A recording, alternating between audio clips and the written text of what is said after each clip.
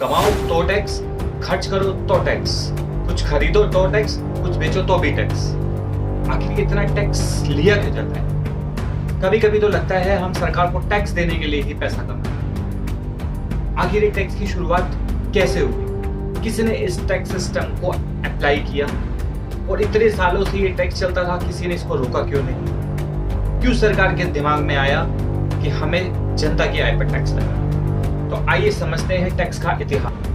दोस्तों, आपको याद होगा 1857 में एक फ्रीडम मूवमेंट हुआ था। उस फ्रीडम मूवमेंट के चलते 2 साल तक ब्रिटिश हुकूमत को बहुत ज्यादा लॉस हो गया। उस लॉस को रिकवर करने के लिए सर जेम्स विल्सन ने पहली बार टैक्स इंट्रोड्यूस किया, जिसे the Indian income tax act 1860 का नाम दिया गया। क्योंकि ये टैक्स पहली बार लगाया गया था जनता की आय पर, तो लगातार इसमें अमेंडमेंट होते थे। इसमें अमेंडमेंट तो 1886, 1918, 1922 और ये टैक्स ऐसे ही चलता रहा। The Indian income tax act 1947 तक भी चलता। फिर 1947 में हमारा देश आजाद हो गया, लेकिन उसके बावजूद भी हम इस टैक्स को कैरी करते थे। The Indian income tax act हमारा 1960 तक चलता। फिर 1961 में आया हमारा अपना income tax, the income tax act 1961, जिसमें से इंडियन वर्ड हटा दिया गया।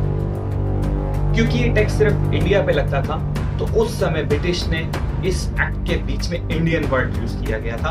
अब ये हमारा अपना टैक्स था, तो इसमें से हमने इंडियन वर्ड हटा दिया गया। इस एक्ट को पूरे देश में जम्मू एंड कश्मीर सहित एक साथ अप्लाई करें और लगातार इसमें अमेंडमेंट होते रहे। हर साल बजट पेश किया जाता है, फाइनेंस एक्ट के थ्रू इसमें अमेंडमेंट किया जाता है। ये एक्ट 1961 से लेकर अभी तक हमारे ऊपर एप्लीकेबल है, लेकिन अब फिर से इनकम टैक्स को अमेंड करने का समय आ गया है। पूरा इनकम टैक्स अमेंड होने वाला है 2025। दोस्तों, 1 अप्रैल 2026 से नया इनकम टैक्स एक्ट आने वाला है। ये नया एक्ट लाने की अब क्या जरूरत पड़ी, जब इतने सालों से हमारा पुराना टैक्स चल रहा था?